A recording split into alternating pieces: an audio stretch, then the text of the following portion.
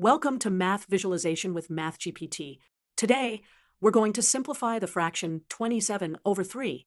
We'll discuss methods including finding the greatest common factor and straightforward division. First, let's use the greatest common factor method. The greatest common factor, or GCF, is the largest number that divides both the numerator and the denominator.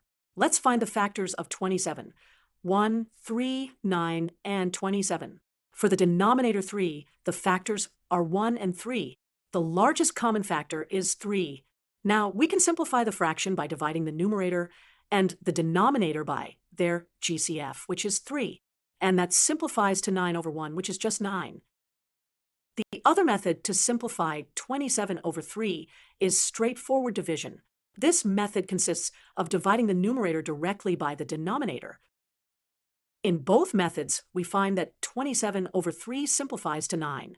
Evidence of this comes from the fact that the greatest common factor of 3 is actually the number of times 3 can divide into the numerator, resulting in a whole integer.